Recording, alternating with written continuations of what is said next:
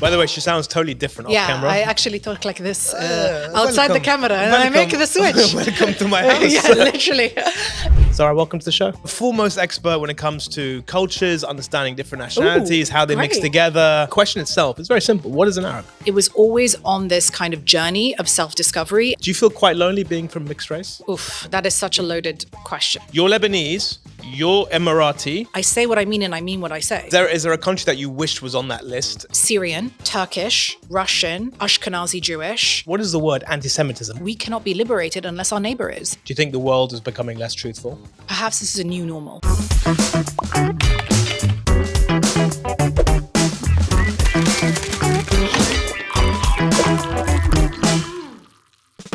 Hello everyone and welcome to the Inside Track with me, Luca Allam. I am joined today by Sarah Alagroobi. Am I saying that right? Yes, you Did are. I nail it? Well done. Amazing. She is an anthropologist. She's done a lot of research around society, around cultures, around racism, and we're going to get into all kinds of subjects today. We are multi-hyphenated. On today's show, we're going to talk about what it means. What is the word anti-Semitism? What's that all about? What does the West really think about the Middle East? And also, who has the best culture? Personally, I'm voting for the United Arab Emirates. Sarah, welcome to the show.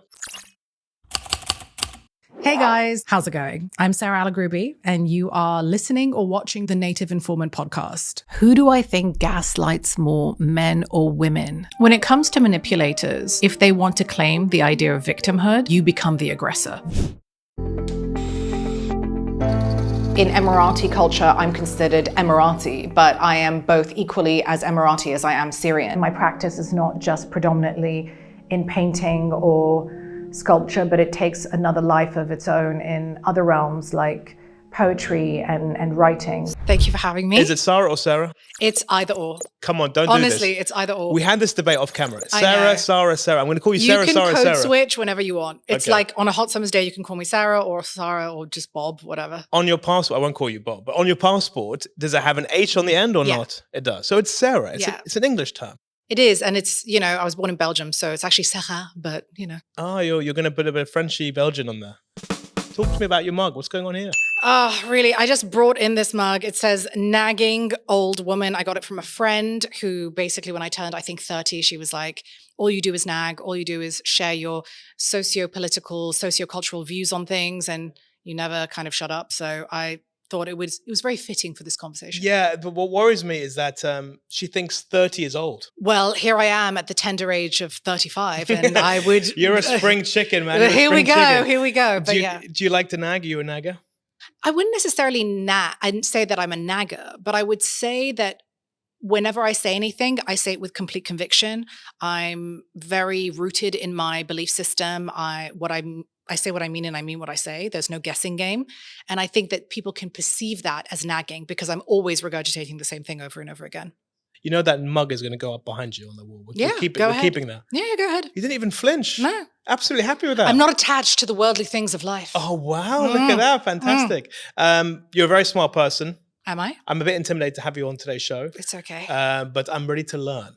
Are you ready to unlock some insights? I'm ready to learn, and I hope the community will also unlearn a few things. Wonderful. Yes. So you're half Emirati. I am. Half Syrian. I am. Born in Brussels. Born in Brussels, grew up there. And have an Emirati passport. I have a Emirati, my dad's Emirati, so Okay, and you have an H in your passport. I do. So I will call you Sarah. Khalas, it's done. Yeah. It's very happy to have you. Thank you very much for having me. I'm really excited to be here. Look, there's a lot I want to talk to you about. You are a foremost expert. Am I actually? Can I say that? You can absolutely say that. You're a foremost expert when it comes to cultures, understanding different nationalities, how they mix together. You're an anthropologist, right? And you've done a lot of research on I've done, a lot, yeah. But you also have your own podcast. I do. Called The Native Informant. It is. What's it about?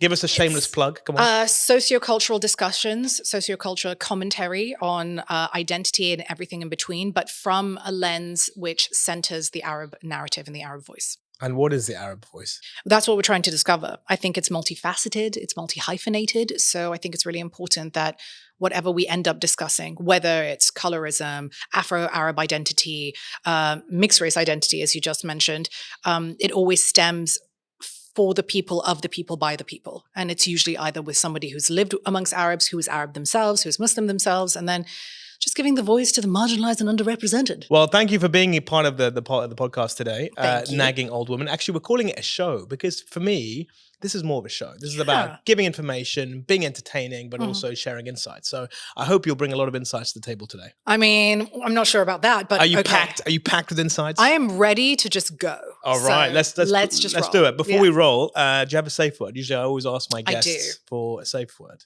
It is pineapple. So if I ask a question, you're not comfortable, you're allowed to use the word pineapple. Literally, as soon as we start, pineapple. Do you think you're going to use it? Do you trust me? No, of course not. I might use it. It depends. Depends Okay. on which way the conversation goes. All right. So, what is it to be an Arab in this region right Pineapple. No, I'm just joking. I'm joking. I take it back. What does it mean to be an Arab in this region? Oof, that is such a loaded question. But isn't it's such a simple question. It really isn't. I think It's is a simple question, but multi-layered. it's a simple question, but very complicated answer, right? But the Yes. question itself is very simple. What is an Arab, especially in today's world? It's a really, really hard question to answer, but I can look at it two ways. If we come at it from the sort of identity politics point of view, it is identity of the self and understanding self-actualization through an individualistic lens. And then we can look at identity amongst a community, so a collectivist lens. I think to be Arab is to be rooted in indigeneity, in culture, in identity that stems from an understanding and an awareness of how you are, who you are, and how you move through this world against either the origin of your identity, which is you, the outer rings of your identity, which is your family, your friends, the outer ring, which is your community, and then further out to the rest of the world. Sounds great, but what is an Arab? I still don't understand what. An Arab is somebody that is from a specific ethnic paradigm that has phenotypical differences from people. It's a person who is rooted in a belief system that is charged with justice and honor and hospitality. Well, I would say that that's an Arab. How did you get into this in the first place? I mean, because you've obviously had a bit of a different background. You did a lot of painting, right? You did a master's, in fact, I did. in art. Did a lot of work in that field, and then you decided to sort of do a lot of research around Emirati. In fact, you did a research of 1,000 different people. I did, in this yes. in this region. Yes. So why did you go from art to getting into a bit of research about cultural identities? I think it was both part and parcel, because every time I have been in the sort of creative field, which was very, very young. I mean, I was doing art before I could even speak, but it was always on this kind of journey of self-discovery and figuring out who I was in relation to my surrounding context. I was born and raised abroad outside of the Emirati lens. So I didn't really know who I was. I was like, yeah, I'm half Emirati, half Syrian, but what does that mean in the context of Europe? What does that mean in the context of when I was living in Turkey? And so through art and through visual exchange and expression, I was able to navigate my identity and understanding of who I was with other people. And so as I aged, it seemed like it was a common thread that was interwoven in everything I did. Whenever I did an art project, it was about belonging or otherness or displacement, or, you know, all of these kind of like sexy terms that we like to use in the art world. You know, going against the grain, confronting what is othered to us and what is different to us. And so as it kind of, you know, progressed along this journey, I realized that like, maybe that's my calling. Maybe that's where I need to be. And so I kind of withdrew slightly from the art world. Did you do it because you, when you're living in Brussels, you obviously didn't feel you were Belgian, right? Yes. I'm guessing. And then when you moved back to Dubai in 2019, give or take? Yeah, that's when I did my undergrad, and then I moved back. You probably didn't feel fully Emirati either. So did you do all of this because you generally felt a bit unsure of who you were? Yeah, of course. And trying to figure out a way of how do you best adapt to a local society wherever you go? Because understanding wherever you go in terms of a new country, a new type of people will help you better understand and assimilate into that culture itself. Yes. So you feel more at peace, more at ease. Do you feel quite lonely being from mixed race? I think so. I think the journey of discovering it through the research is very much that.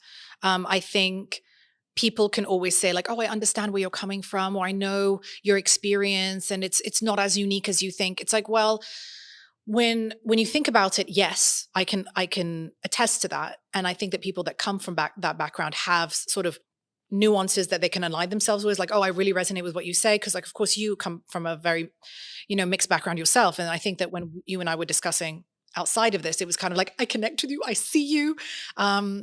But there's a natural affiliation, I think, with people when you know that they've been through something similar. It may not be exactly the same, but there's enough common ground there where you sort of latch on. In fact, if I look at some of my friends, my closest friends in the last sort of 10 years, they tend to be very similar to me in terms of that mixed identity. There's a bit of a British root there as well, but they come ethnically from different countries. And I think just naturally as people, we try and gravitate towards others who are similar to us.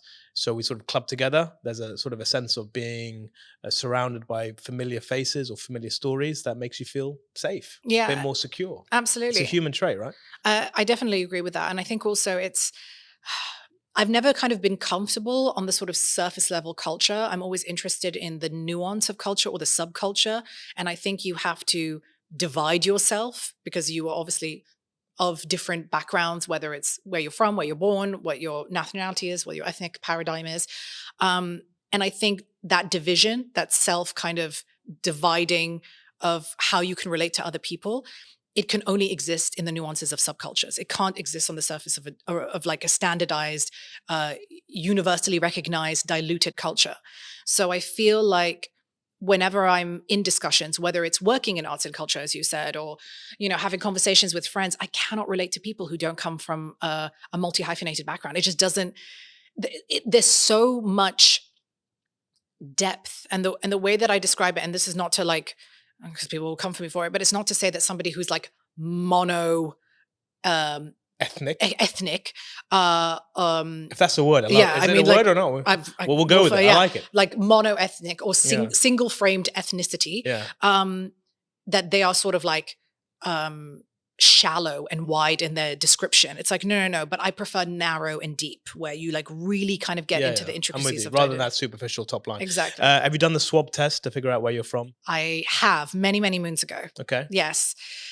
Here we go. So I can't remember which side it was because it's a long time ago, but there is West African. There is big up West Africa, Nigeria, a bit of Nigeria in there. Maybe Nigeria, maybe, I don't know, Cameroon. I have no idea, but I need to go back on it and check. West African, Middle Eastern kind of Khaliji area. Makes sense. Syrian. Okay. Turkish, Russian, Ashkenazi Jewish. How much? And I think it's 1%. It could actually be less. It could be like 0.5%. But I remember seeing that going like, okay, what does this mean? But as a joke. But of course, everyone is partially Ashkenazi. It really is. Like, we all came from Genghis Khan anyway at some point, right? I mean, or like Rasputin from the Russian side, because I have also Russian as well and Irish. Is there a country that you wished was on that list in terms of your cultural identity that isn't on the list? Like, would you love to like have a little bit of X? I don't know. I feel like maybe Burkina Faso, because it's Really? like this like smallest country. It was like the poorest country of the world. Have you been there? No, I haven't. But I just feel like That's just so give random. a little bit of representation. Yeah, I mean, big shout out to those watching from Burkina Faso. Yes, why not? We'll do some optimization work and make sure this episode gets seen everywhere in that country. No, this is the funniest thing. It's like people always ask the question, even if you're Emirati and Syrian, you were born and raised in Belgium and you lived in London, you did this, it's like, why is your accent so English? They always like to say like, okay, but it seems like a performance, or it seems like that's just kind of the way that you communicate. And so you sort of switch it on camera. No. By the way, she sounds totally different off camera. I actually talk like this outside the camera, and I make the switch. Welcome to my house. Yeah, literally.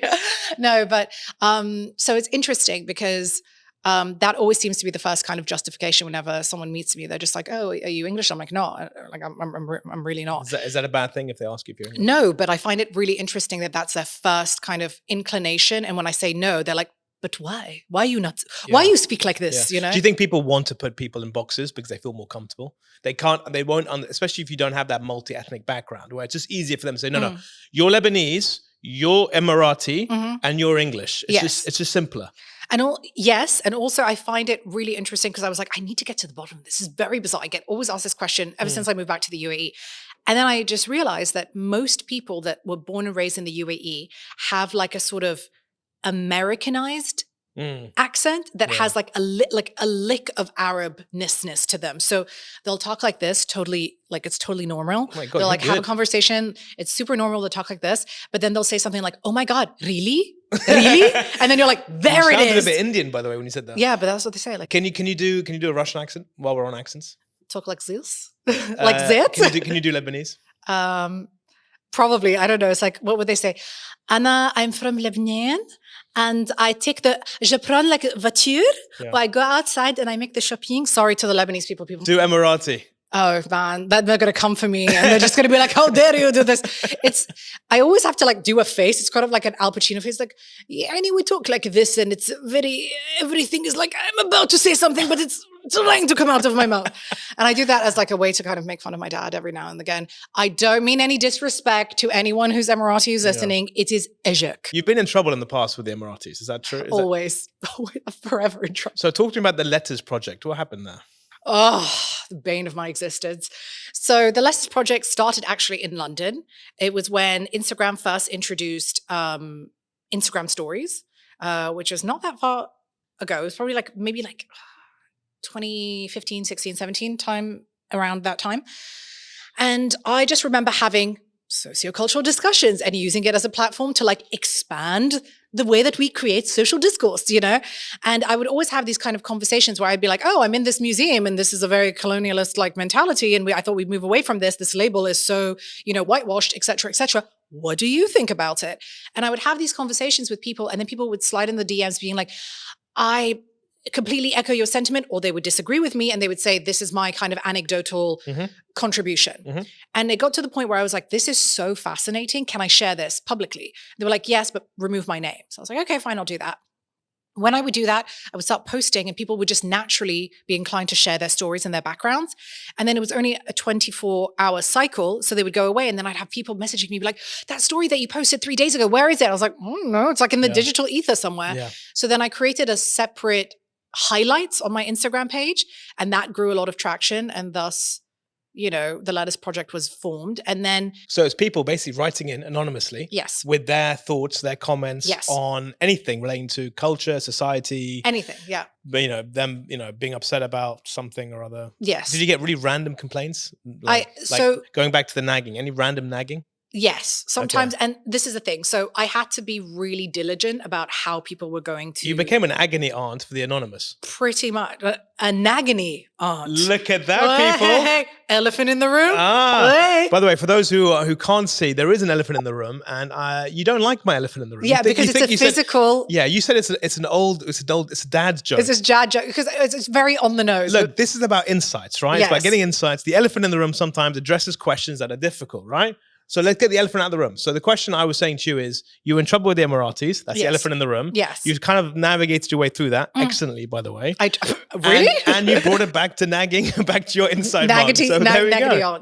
I just had garnered a bit of a reputation for always being quite publicly contrarian. And I don't think that I really am. I just vocalize my opinion. And if it happens to be against somebody else, and I stand my ground, like I will dig my toes.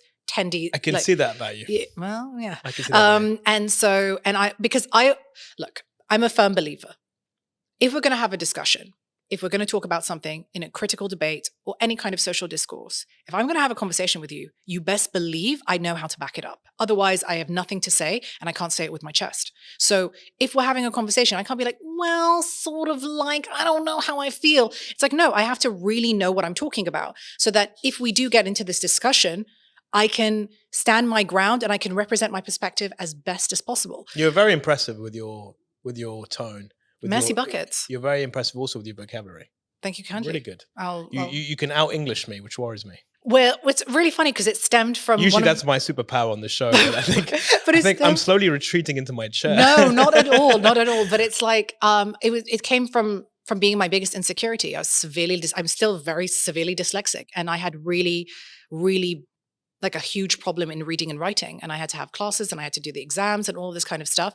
And so the only way that I could really vocalize myself and not be misunderstood was to focus on being absolutely clear of what I'm saying. If I'm saying something to you, I say what I mean and I mean what I say. 100%, which is the right way. And I think if the world did that, we're probably in a much better place right now. When you speak, do you sometimes change and pivot your thought process to go into a different sort of route? Because what you wanted to say at the beginning, you think actually, as you're saying it, you might not necessarily believe it, so you kind of pivot into a different direction. Have you ever done that? I will only do that if I feel like I have to put a disclaimer, because we're going to have people that really don't understand where I'm coming from.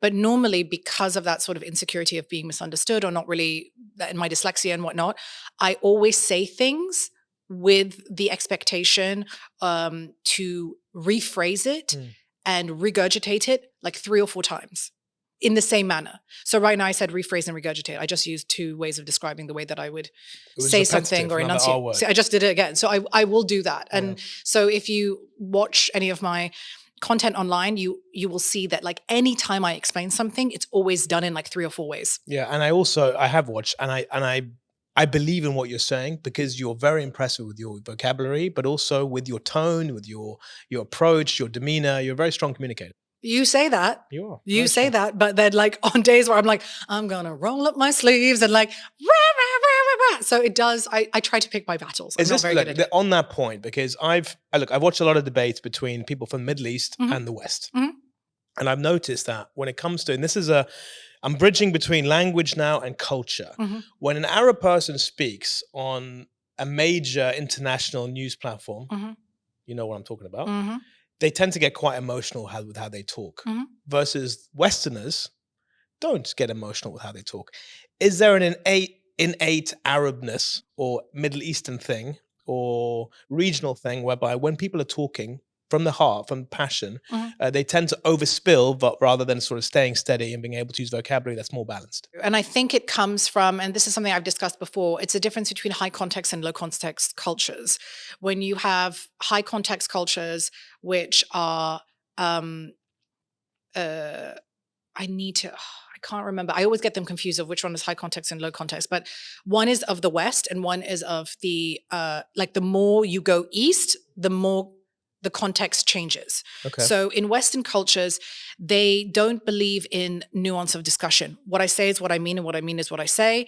I have a very individualistic approach to the way that I'm communicating. I also don't feel that I have to dance around what I say to you. I have to be very direct, and it's going to be quite void of emotion. The more you go east, the emotion increases. So you start to speak completely in nuance. What I say is not actually what I mean, and I will make sure that I'm catering to your feelings and cushioning your experience over mine, because I don't want to upset you. Yeah. And that's the further east you go that happens. So if you're having someone from the West on both ends of the spectrum, you're having someone who has very little disregard, not because they're mean or it's done on purpose, but they have disregard in the way they communicate. It's like, I said what I meant and I meant what I said. And then you'll have someone else who would be like, yes, ما بعرف ليش أنا which I agree with, but I also noticed that the Westerners speak without a lot of emotion, typically speaking. Whereas people in this Middle East, when they want to voice something, they give it all kinds of emotion behind it. Right? But it's part of that. If you take what's going on in Gaza and Lebanon at the moment, the two sides that are speaking are talking in completely different tonalities, language, emotional levels. Is there a cultural reason for that? Or is it something else that I'm missing? I think, yes, there is a cultural reason for it, but I don't think it's what we expect, because we have to entrench ourselves in the reality that, like, if somebody's speaking about a culture that exists outside of themselves and they are rooted in individualism, not collectivism, they just don't care. So if a Westerner is having a conversation on these types of platforms with somebody from the Middle East, it's like, your trauma is not my trauma, honey. Your pain is not my pain. Yeah. So why do I care? There's a physical separation as well. That obviously played some sort of part in exactly. it. So the person. So it's not a cultural thing, you would say? No, I just think it's just like. Okay, I have a theory for you. This is my theory. Okay, here we go. I'm going to chuck it on to an expert. Pineapple. No. So my theory is it's not founded on anything other than Luca. All right. Okay. The warmer the climate, the warmer the country, the warmer the people. Externally. We can make that argument. Inside, they may be the super warmest people in the world, but externally, how they show it is very different. So if you look at the Mediterranean, you look at the Middle East, you look at people along the equator line, you tend to see people, cultures that are much more open, warm, welcoming to other nationalities and cultures. Whereas you go super north or super south, potentially less so. Now, look, again, it's a generalism, but do you think there's any credibility in that? Maybe, but that's a PhD thesis in and of itself. I do believe that the warm feeling or the temperature disparities that you're creating in your mind also have to do, once again, with individualism versus collectivism.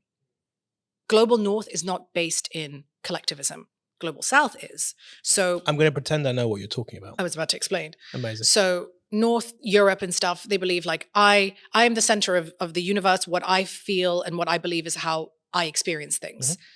If you go somewhere in the South, or let's just say, I don't know, Syria, Lebanon, like anywhere, like in the Levant, they're rooted in this idea of family and community. So your pain is my pain. Your grievances are my grievances. What you share is what I truly believe in. And I interviewed somebody by the name of Nader Nehdi who talks about this through food, but he always says, he's like, we cannot be liberated unless our neighbor is.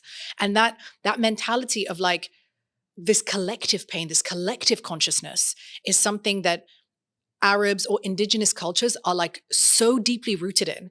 And I think in somewhere like America, where it is the North, technically, the Native Americans or the sort of originators of America, they are so deeply rooted in this idea of collectivism. It's all about the community. It's all about the culture. When someone dies, everybody gets together of it. It's not just the immediate family. Everybody grieves.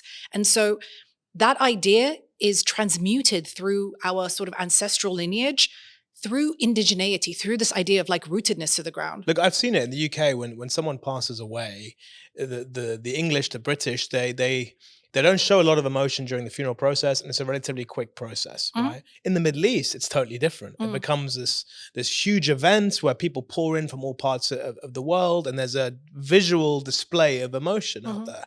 So it just got me thinking, are we in the Middle East more emotional or more expressive with our emotions than the rest of the world?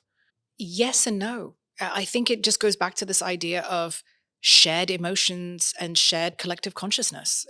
That's as simple as that. Like if you find out, God forbid, but like your cousin or your uncle passed away, it's like, it like cuts you deep because you have such a relationship, a close proximity to that person in belief system, in family, in food, in all of these things. But in society, it'd be more accepted in the Lebanese culture, for example, to be more accepted to show that emotional pain that you're going through. Whereas if it was in England, let's say, because I've been to England and I've lived there, you wouldn't show that. It wouldn't be as accepted in society to talk about that. I know, but why would you share it if you come from a culture that's individualistic?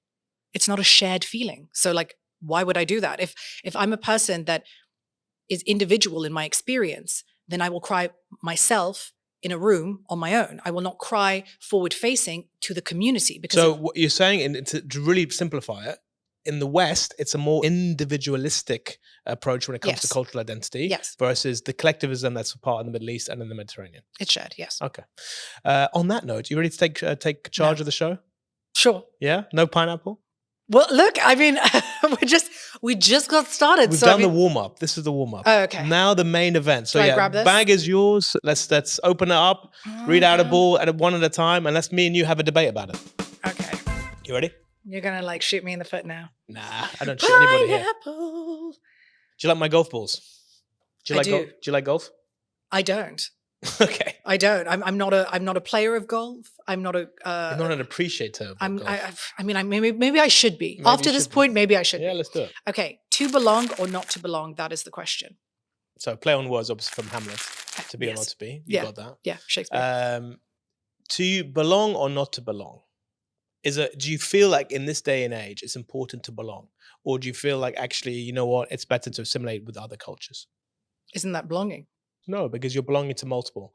When you belong to one, right? When you're belonging, you feel like you're belonging to one country, one identity, or you don't feel you belong to any. You're kind of, you're a person of the world. Yeah. So which one?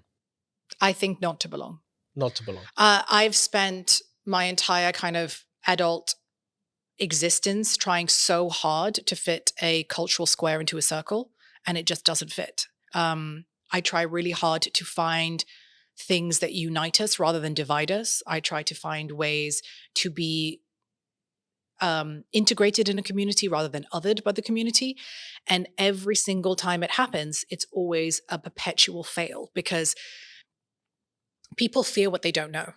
And if you are constantly putting yourself in a position where you are so rooted in how you believe, in what you believe and how you communicate it, and it doesn't align with the masses or it doesn't sit well with the general status quo, you will always be pushed out. You will always be considered othered. And maybe you're right, maybe you're wrong, but you believe wholeheartedly in what you believe in.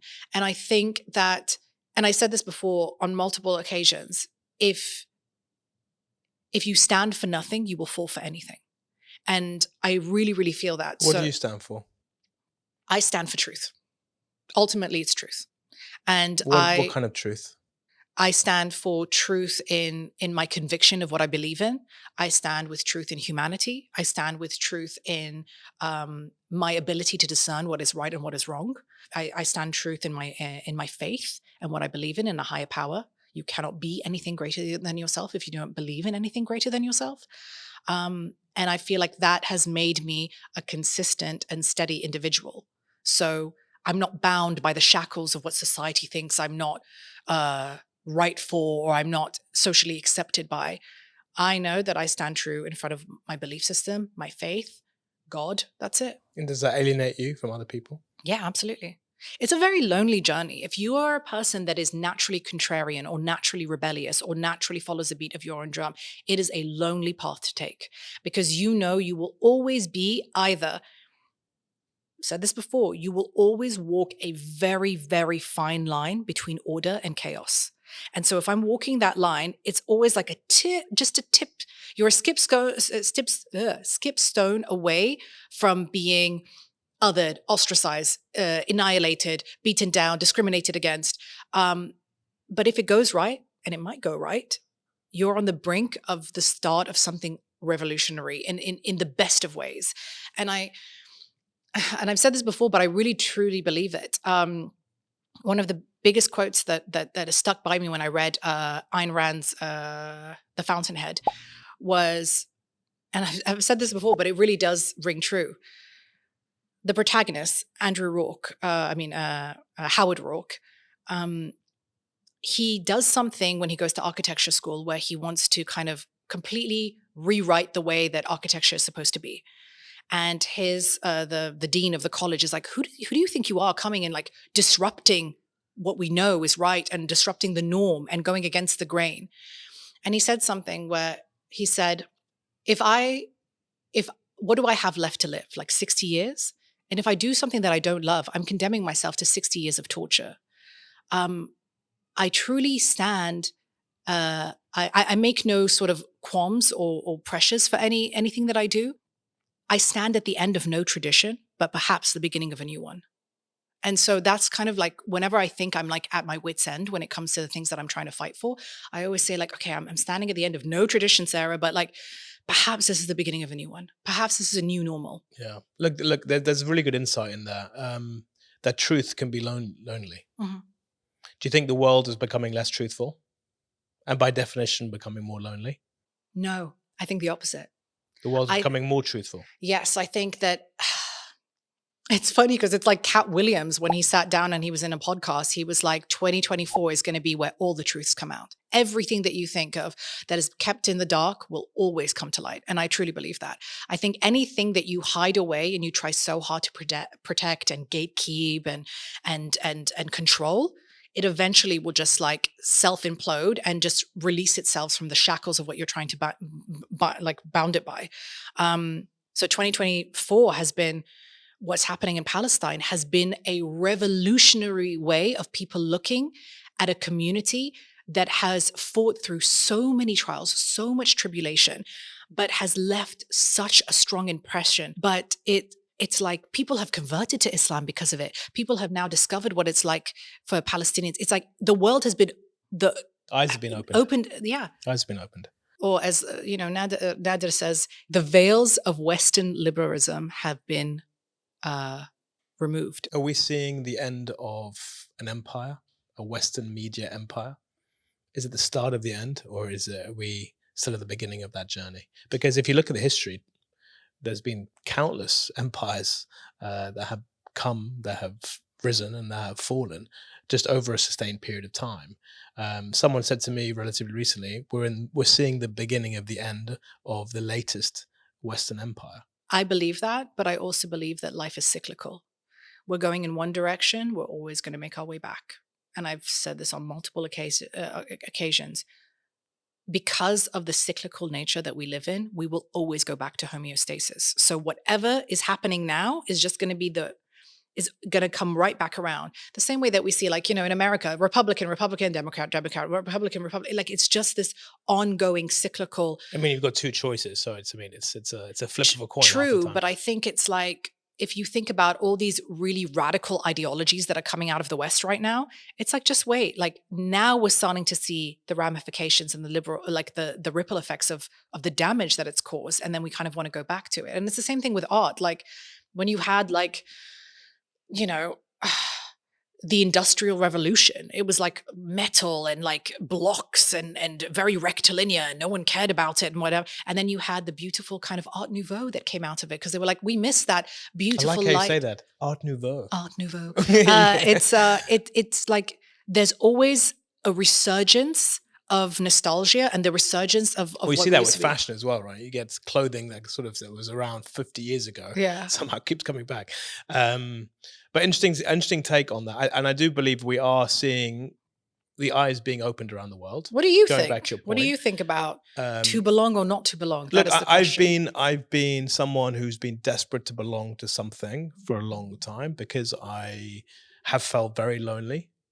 When I go to Lebanon, I don't feel Lebanese. And when I'm in England, I don't feel English. And I don't speak any Italian. And clearly, I don't look very Nigerian. So for me, it's always been trying to find a place where I can hang my hat, where I can call home.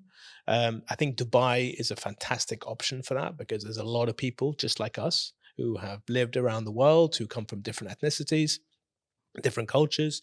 And I've always said, everyone belongs in Dubai, and at the same time, no one really belongs in Dubai. But if you're going to fit in, this is the best place to be. So I think my younger self would definitely say it's more important to belong. Now I feel like if you say that, you're removing yourself from the idea of others, and you may start to discriminate. And there's a few questions in there later that hopefully we'll get to, that we'll talk about that. But if you hang everything onto one particular wall, and it's also quite a dangerous thing. And I'm worried about, because now I've understand different cultures living in Dubai, keeping eyes open is also really important. So I think my earlier self would have said to belong. Right now, I feel like it's more important to understand everyone else and to try and become more with everybody rather than just with yourself. But isn't that just the nature of being accommodating and easily adaptable to different cultures? I think honestly, I think people are getting more and more selfish. If I look at the traits of humans over the last 60, 70 years, I feel everyone's becoming a bit more individualistic. And I think the only way in which this planet is going to move forward, honestly, sounds a bit corny, but if people start to actually share difference of opinions and come together to find common ground, because honestly, we have one planet and we're all people at the end of the day, and there's too much suffering going on, and there's too many injustices that are happening, not just in the Middle East, all over the world. I mean, look what's happening in Africa, and no one's talking about. I mean, I feel honestly, my heart bleeds for Africa. It really does. And I lived 20 years in West Africa, and I see so much pain and suffering, and I think, well, why? Yeah. So what I want more than anything else is for my kids to grow up in a world where to be inclusive is everything, right? To be able to share their own opinion and share with others and learn from others and appreciate others. That's all I care about. So, but I think that's, and I think Dubai is a model. Sorry to interrupt. I think Dubai is a model for that. I generally believe it is a model for that. And I think we're super grateful to be in this city, because my kids, when they go to nursery right now, they meet all kinds of nationalities. And I absolutely love that, because what I don't want is them to have a single-minded point of view on the world. I don't want that. I think it's very narrow-minded, very short-sighted. So that's my answer. Yeah. Next ball. Am I gonna get the paintball? No. We'll get to a few. There's a few of them in there, by the way. There's some juicy ones. Oh, let's get some juice. Yeah. Oh. Here it is. What is it? What's the question? Feminists. a necessity or unnecessary, completely unnecessary. And that recently, I experienced something that is just so laughable. So all these feminists come at me, I couldn't care. Was asked a question about whether or not, what do I think of female friendships? And I said that I think female friendships are the worst because I believe through my own personal, anecdotal experience that is very nuanced and unique and distinct to my experience. And Very I nice said it. Very nice caveat, by Yes. the way. This is my disclaimer that I've Yeah. said seven different types of ways. Yeah. That I find that people who have been raised in environments where they feel they have to compete against each other, they compete against each other for many things. Attention, validation, pretty privilege, am I good enough? What will society think of me? And that comes out with people that have these kinds of strands of jealousy or envy.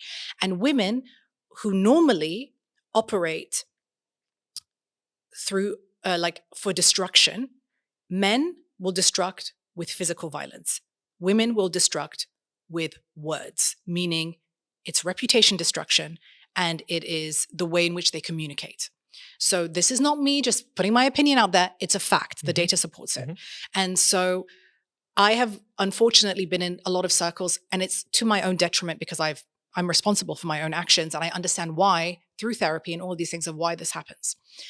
And so I have been in situations and circumstances where I've allowed for women to take advantage of my kindness for weakness, have put me in positions where I feel like I'm doing myself a disservice or I'm having to accommodate for their needs at my expense, things like that. And it's always women. And so when that happens, I vocalized my opinion about that, and the feminists came running for me. Do you think they wait for that? What? Yeah. Do they wait for that? Oh, yeah. And they wait for it for a woman more than a man, I'm guessing. Oh, yeah, for sure. If a man says it and a woman says it, the same thing. Do you think the response from the feminists would be much stronger if it was a woman who was saying it versus a man?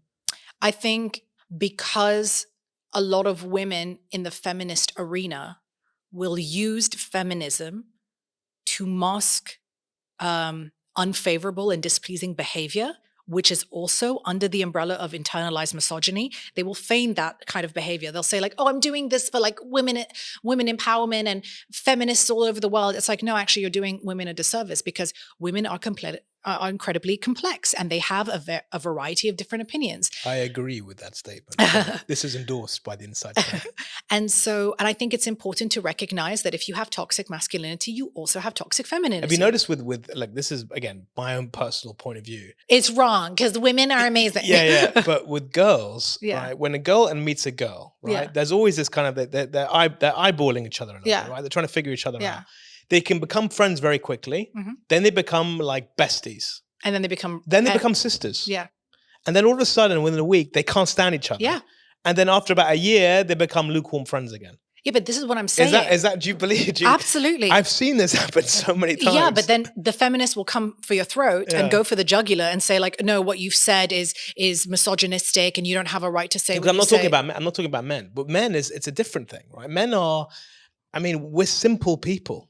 Women, in my opinion, are far more complex, far more intelligent than men are. Men are just. I know, but no, then okay, the question is, do you like him? Yeah, he's all right. Okay, and that's it. It's done. Yeah. There's no other hidden meaning. I know, but else. then you get women who will like it blows their mind. They'll have like this internal like feminist like spontaneous they'll spontaneously combust, and it's ridiculous. Yeah. So for me, I've become like a person that is like, I will advocate for you because you're a human. It's not, I will, and not because of your sex. Yes. And not like, I just don't believe in this idea of like women supporting women. While we're on it, what about the whole woke movement? What's your take on the woke movement? Oh my God, I can't. And this is what I was saying about this idea of things becoming cyclical. I think that when we talk about different ideologies, trans ideologies, for example, it might have started in a position that really sort of advocated for the mental, emotional, and psychological well-being of individuals that are going through a very real experience. But it's now become so expansive and so highbrow that we have gone off the deep end where all of a sudden, like, there's no longer 2 genders, there's 3. And it's like, oh no, there's not 3. No, there's 150 now, I think, or something like that. I think it's like 150. Oh, actually it could be 200 and something. And so it's just getting ridiculous. And the people that are from the LGBTQ community that don't like agree. They're like, this is getting ridiculous. It's getting out of hand. Like we have to go back to the source. We have to go back to we have to go back to homeostasis, which is what you're experiencing is something very real. But then why is it that you no longer have the means from a psychological point of view to get treatment in that capacity, unless it aligns itself with big pharma and big tech? Yeah. And that's what it has. It's been hijacked by those frameworks. And so it's really unfortunate because people who bear the brunt of it, now they're coming out with studies that support that it's actually really detrimental for children. I don't believe in the idea that you inoculate a child or you put them on hormones before they are even old enough to think critically about themselves. Yeah, it's a dangerous world. It really I think is. it's a good time to sidestep to a newborn. The suspense. Racism, nurtured or natured? Racism, nurtured or natured? Nurtured. It's nurtured. Explain. I cannot remember her name, but she was one of the forefathers, or not even the forefathers, foremothers, if one could say that, of understanding racism in America and creating an awareness to white and black identity markers and phenotypical differences that creates that, difference between the two. And she said something. She's like, you don't wake up one morning and decide that you're going to discriminate against a person. So she did a study, which is like, okay, people on this side have brown eyes and people on this side have blue eyes, and they started to naturally debate. Where within like the first couple of minutes of this debate, all of a sudden you had like the brown-eyed people being like, blue-eyed people are so lame, and and it just happened naturally. And that was because the way that I believe that identity politics exists is that you either draw a circle around a group of people and then draw a circle around another group of people. And the first type of identity politics is that you all agree that that group is not the right group, or you extend it around a larger ring of those two groups and you say, together, we all fight against this type of understanding, whether it's like within a specific group. You find a bigger common a bigger enemy, common issue, like. a bigger common enemy.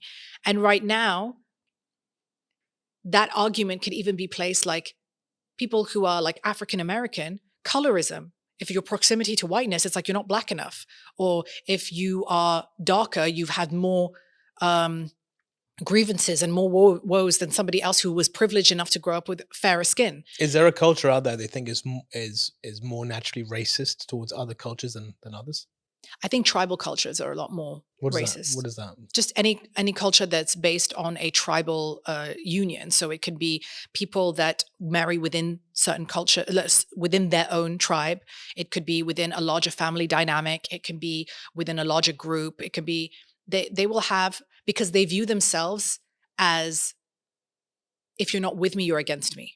If you're not of my kind, you are othered. Which goes back to the cavemen. Mm-hmm. Right? So there clubbing are together based on proximity, based on being able to defend yourself and fear. What do you think? Is the world? I will answer. Is the world has it ever been more scared of others right now? It's a big question. I don't think so. I think that we are swinging that pendulum, and it's going to come right back around. Do you not see how the far right is being mobilized across the world right now?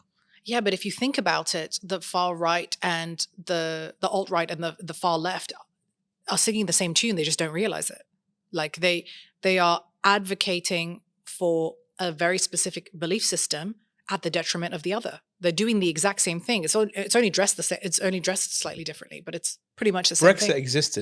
Brexit was created based on the fear of foreigners coming into the UK and basically ruining the country.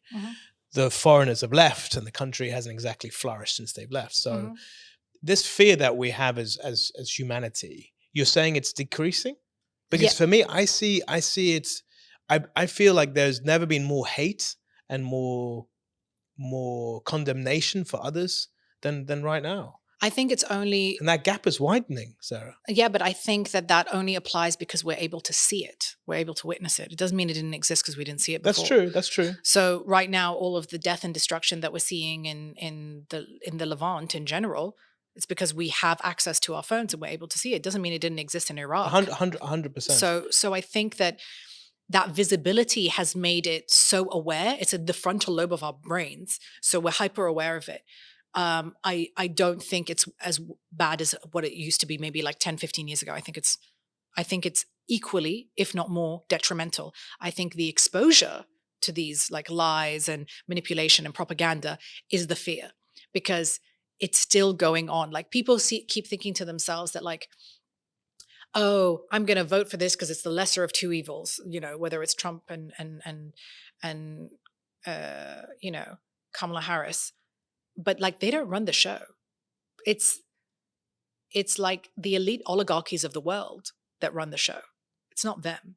And you keep thinking like, oh, you've reached like even like pop culture with Diddy, right now Diddy's going to do, you think Diddy's the top dog? No, he's one of many people on that chain.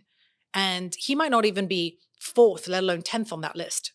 It always goes back to somebody who has more power. So I had a guest on the show called Elijah Long. Elijah Long, it was an executive producer out of Hollywood.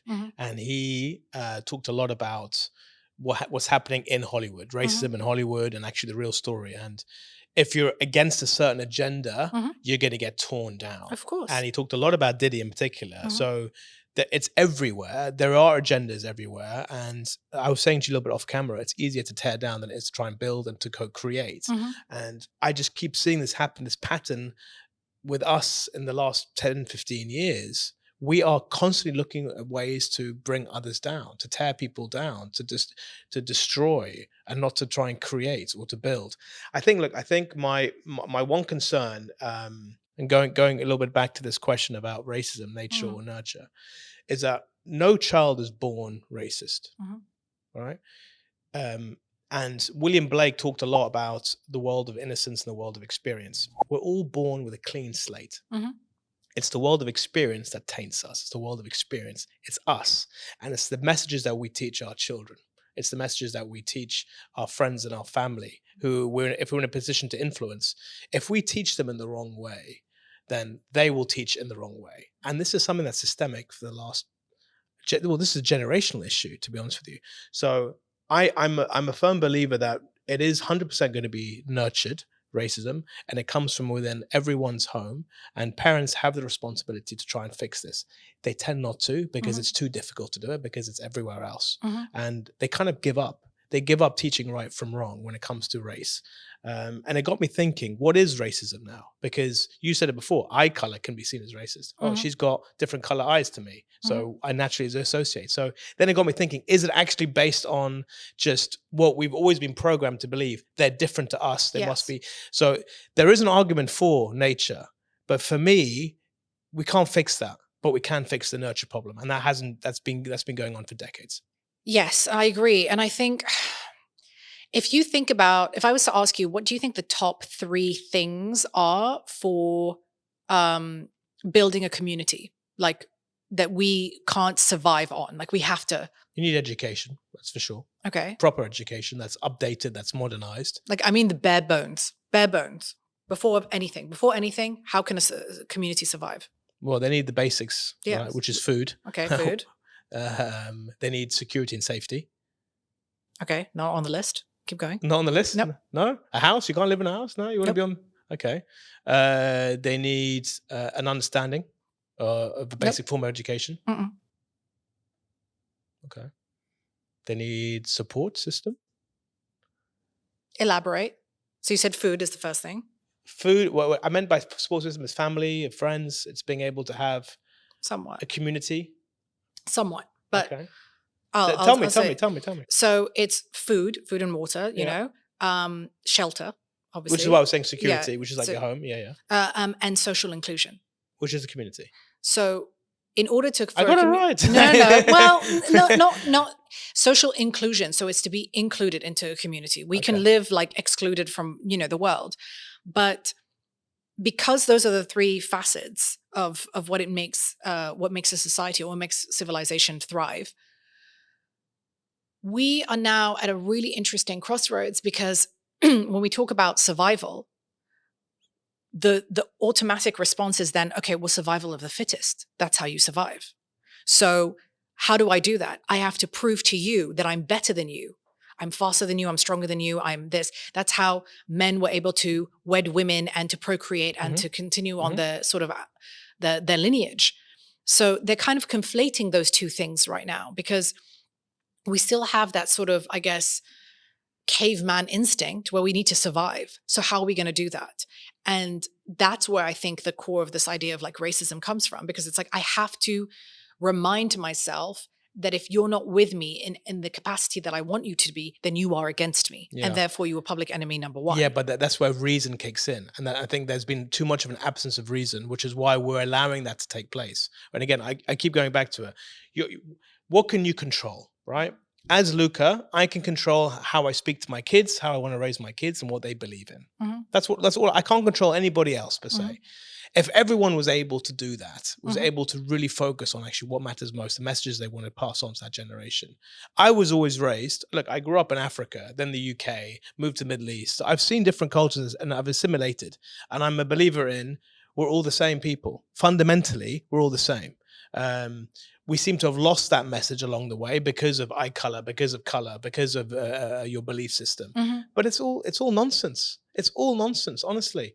We've been, and this propaganda, this use of media to try and drive up fear, to separate us, is basically to advance their own political agenda or their own economical agenda. But that's and it's kind all of nonsense. I know, but that's kind of how the world was always. Like Yeah, we but just you said weren't it yourself. exposed. It's the media that's basically accelerated that. It's the propaganda around it that's accelerated it. It has, but also the people that are in charge, these people that are like the big bosses of the world, the man, if we want to say it, like I'm just going to say the man, we don't know who that person is. We will never know who that person is. They are so removed from being forward facing in the community that we will never find out who is behind certain agendas and certain, like it's so wild to me. And like, even if you talk about somebody like Kamala Harris, I mean, she's trying desperately to kind of get this like the black vote and whatnot. And she's always kind of identified as a black woman and whatnot. She's not black.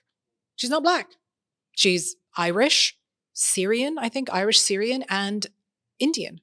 So she's not black. And now that we're in this situation, like, and people have been proving that she's like lied about certain things and like done all kinds of crazy things to get that. So it's like her agenda is to not lead with truth and honesty. But you were talking about rationale just a second ago, or like reason, like with children. But then you know that only like, I think it's something wild, like 2% of the world's population is self-aware. Just 2%. The rest are so comfortable living in their bubbles. Yeah, that's very worrying. Should we do another? We've got another ball. We've got a few in there, so we've got the balls of life. Yeah. You should have like a ringtone to what it is. Cultural identity. These are not very like risky. They're quite tame. Cultural identities: increasing blurred or clear division. Increasingly blurred or clear division. Yeah. So cultural identities, are we becoming more and more blurred? More and more blurred. Versus being able to have a very clear identity. I mean, we're examples of that. We're living. Yeah. But is the world more accepting of that? Does the world want more blurred? Do they want it to be more clear and be able to put people in boxes? It's interesting because I remember reading a statistic, and this was a couple of years ago. They said by the year 2030, the predominant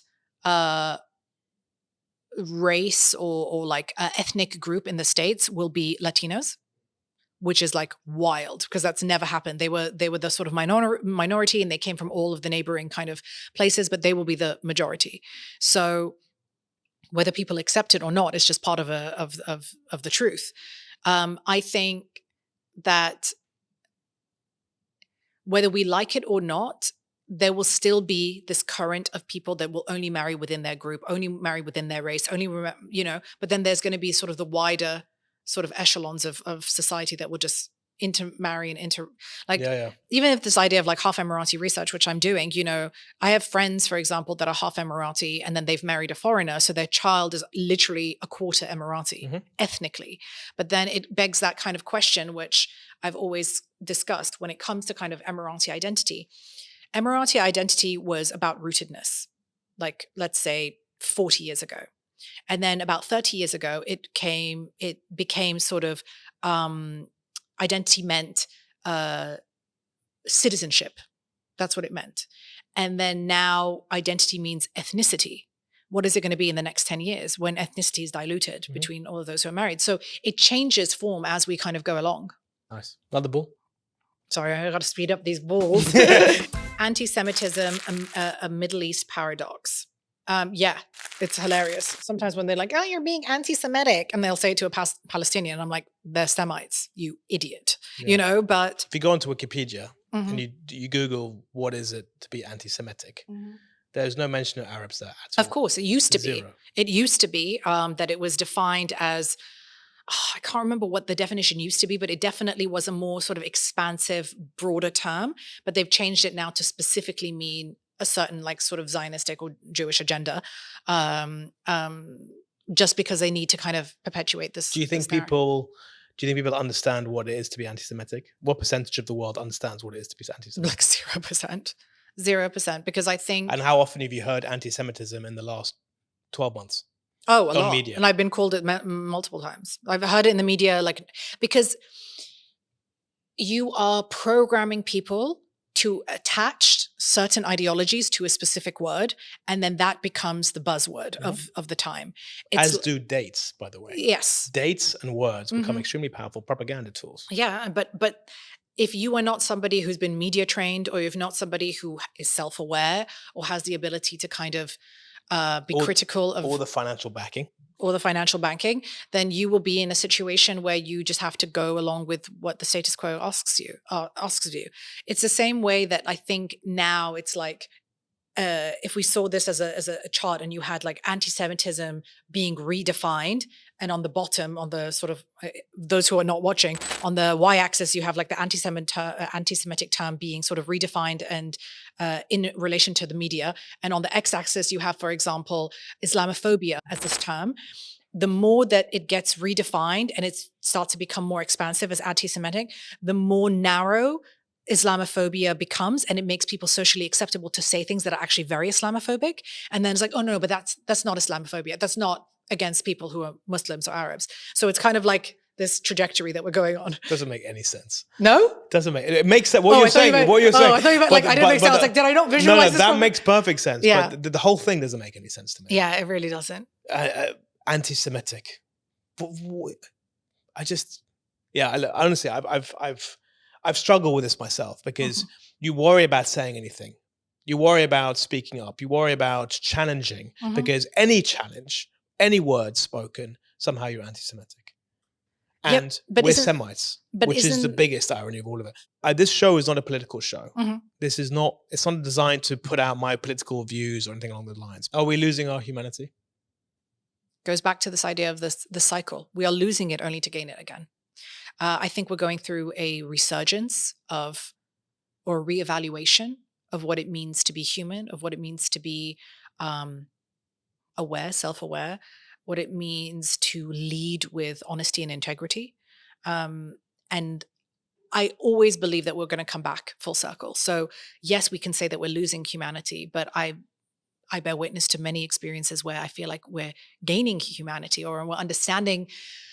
We're gaining a clearer understanding for the collective pain, not individualistic pain. And I think the West is now trying so hard to reject the very thing that they stole from the global South on many occasions, whether it's culture, identity, or whatnot. And they are trying so hard to paint the narrative of we are uncivilized and we are barbaric and we are just unaware. But it's like, it's only revealing their lack of civility. It's only revealing their lack of compassion and empathy, and actually forcing them to course correct their very narrow-minded approach about life. Fully agreed. Next ball. Okay, what does it mean to... So I've asked this already, but that was the question. Yeah. What does it mean to be Emirati? In layman's terms, Emiratis are a fraction of today's population in the United Arab Emirates. Yes. They're on the decline, right? What is it and how does it feel to be Emirati? How does it feel, or what does it mean to be Emirati? To me, I don't associate being Emirati with specific surface level stereotypes. So not in the way that I dress, not the way that I speak, not the way that I look like. It's not attached to like phenotypical differences of the face. Great word. It has to be attached to how you carry yourself. So what How it do means, Emiratis carry themselves? they are kind, they are hospitable, they are overly accommodating to other communities that exist outside of themselves, and they want to live in peace and harmony. They are accepting of different cultures, religions, nationalities outside of themselves to coexist. They are incredibly void of doing things that do not uplift other communities outside of themselves. They want peace and prosperity amongst communities. That's what they want from people. And they also are willing to sidestep their belief systems to make sure the other person feels safe and secure. Sarah, we spent the best part of an hour talking about the problems of the world. And yet the Emiratis, the United Arab Emirates, based on everything that you just said, is the perfect remedy, the perfect example of how modern day civilization should live. But aren't you living it right now? We are. Didn't you just say it? So in this city, we are an example to others. We actually had someone on the show, Fadi Al-Khatib, is a basketball player. And he told me, he's Lebanese, he told me that he wishes that the United Arab Emirates could go to And Lebanon, multiply itself, go to yeah. Lebanon, fix it for 10, 15 years, then give it back to the Lebanese, because this is the right model for humanity to follow. Look, I can never be Emirati, but well, you never know. Well, you never know. But what I love about the Emiratis is basically, and I agree with everything that you've said, and it shows me that humanity does exist and it can exist, especially in a coexistent kind of state. The problem is, it's just one isolated example, and there needs to be thousands more in order to really start pushing the needle. My only concern about the Emiratis is that they've invited so many people from outside into this city, beautiful city, into the beautiful country. Do you think that they, at any point, would say, you know, there are just too many of everybody else and there's not enough of us? Or do you feel like it's so innate to them to welcome others into this country that actually that doesn't even cross their mind? I think that the Emirati community's opinion about that is on a spectrum. And I've always had a pretty clear understanding of that, because I know that I'm a byproduct of their erasure. And I think that that's a really heavy statement or a heavy burden to bear, because moving forward when it comes to ethnicity, it's diluting with every kind of generation.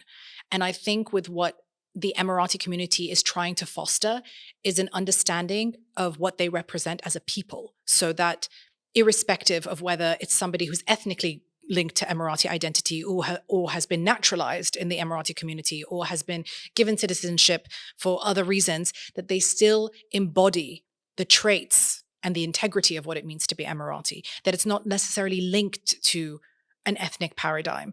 And I think that, I hope that moving forward, that the Emirati community can understand that we come from all different shapes and sizes, and that this is not supposed to pose a threat to the existing community, because that will still exist. The insular community will still exist in some fraction, whether it's people marrying within their certain tribes or people marrying within their certain like families or whatnot. But there will, of course, be a fraction of people that are sort of the midpoint between the separation of expats and residents and locals. I think that line will definitely be blurred over the next couple of years. How it's going to take shape, I don't know. But I think people who are forward-facing, that represent the sort of duality or the multiplicity of Emirati identity, will start to lead with hospitality, lead with generosity, lead with kindness, lead with accommodation to other people's cultures and traditions. So it's not necessarily tied to this archetype. It's tied to who you are intrinsically as a person. The value system. Very nice. Time for one more ball. Okay. Your most revealing insight into today's society. So you've done a lot of research. Yeah. You've studied. What's the most eye-opening insight that you've uncovered? How do I say this? The silence is there. She's thinking. I'm like trying to think because I'm like, do I reveal what I've already found? Reveal. Okay. World scoop on the inside track. She Okay. reveals an insight.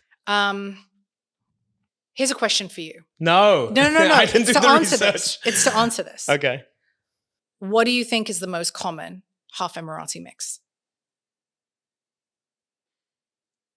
What, the other half, you mean? Yeah. Is it a trick question? No, it's just a standard question. I'll go with proximity and say Saudi. Okay, no. You have two more. Is two it more from guesses. the region, from the Gulf? Okay. Is it in South Asia? No. God, this is difficult. Okay, I'll throw another curveball. British? No, that's number 2. Okay. Lebanese? Nope, that's number 11, I think. Pakistan?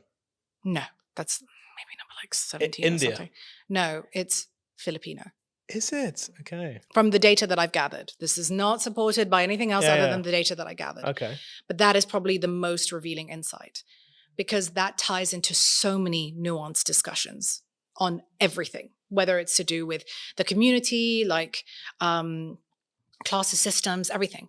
So I think that that's probably the most insightful thing. Filipinos are just lovely people. They too. really are. They're lovely people. love I mean, it makes sense. Emiratis are Filipinos. good people. Filipinos are good people. They're Put them amazing. together, they make beautiful people. They make beautiful people. Love it. They really do. And they have great food. I haven't tried too much. I should. Oh, I should. that's amazing. Okay, white lives matter more debate. No. White lives do not matter more. Everyone's lives matter equally. And it's so funny because I remember... I mean, okay, there's the truth, and then there's what the world is actually delivering and practicing. Do you get me? Oh, yes. Okay. You're not asking me my own personal opinion. So a white person gets killed yeah. in a white country Yeah. versus a non-white person gets killed in a non-white country, Yeah. which creates more headlines. Oh, the white person, for sure. So I thought you were asking me what do I think. No. And I was like, So do white lives matter more? Yeah, in the media, it does, for sure. And actually what we've been seeing in the media and what's been perpetuated throughout the propaganda train is that Arab lives matter significantly less. And that... Well, they talked about a lot, about the currency Mm. of Arab life, right? What is the exchange rate? Yeah, with Mehdi Hassan, I think. Yeah. And Hassan Yusuf as well, I think. and I think it was... And they talked about the exchange rate. What is the current exchange rate between how many Palestinians for an Israeli or how many it was Arabs something. It was for like a white 3,000. No, it's like 300 to 1 or something. Yeah. So that's been talked around for quite some time. Mm-hmm. And of course, in the US, Black Lives Matter movement that was created, and it continues to obviously to go on. But there's never really been a white lives matter kind of agenda, from the sense of let's go onto the streets and tell people that we actually matter more. Well, I mean, because they intrinsically already do matter, I'm guessing.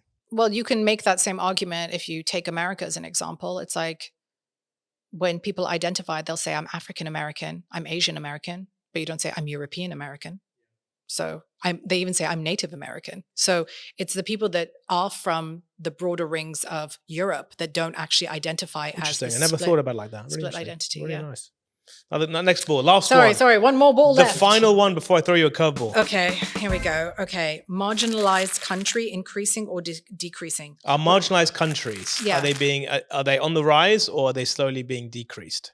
Or more countries getting Give me an marginalized? example. So in Africa and Middle East and far parts of Asia, are they being marginalized more than they've ever been? Or is that gap between the Western world and these so-called third world countries decreasing? It depends, because third world countries are not third world. This is what people like. This is the craziest thing. It's like Africa is so rich in its ability to provide the West with everything. Like they are building off the backs and the blood, sweat, and tears of Africa. I mean, I think Africa's GDP is like one of the lowest or something, and even India. But it's like, of course, because who's benefiting? The West, who's taking advantage of their resources, whether it's oil, whether it's whatever. But Africa is so rich. If Africa had the ability to pull itself out of the chains of whatever the West has been able to dominate over, they would rule the world. And I think that the West is aware of that. Whether it's India, whether it's the West, whether it's the Middle East, it's the same thing. Do you think BRICS is an antidote to marginalization? That's a tough one. Do I think? Ooh, that's a tough one. I don't know. I have to marinate on that one. Marinate, like that. Yeah. While you marinate, so on one of the episodes, someone came up with a good idea. Mm-hmm. And I love the idea, and I love to steal with pride, right? They said, why don't you end the show, Luca, with a white ball? Right? A white. Where I'm going to throw you a white ball. Okay. And this is your chance to say anything that you want to say, or even ask anything that you want to ask. Okay. So if there's something that you haven't said that you really want to say, or something that you want to ask, go for it. You're in charge. I'm gonna marinate on this. I can ask you anything. It doesn't have to be. You can say anything. You can ask anything. It's the show is yours.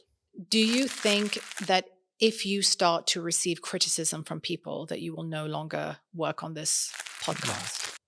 No. What do you think the worst thing is going to happen to So you? my mom told me something that stuck with me recently. She said, Luca, whatever you're doing, continue to do it because you're trying to do good in the world. And there isn't enough good in the world.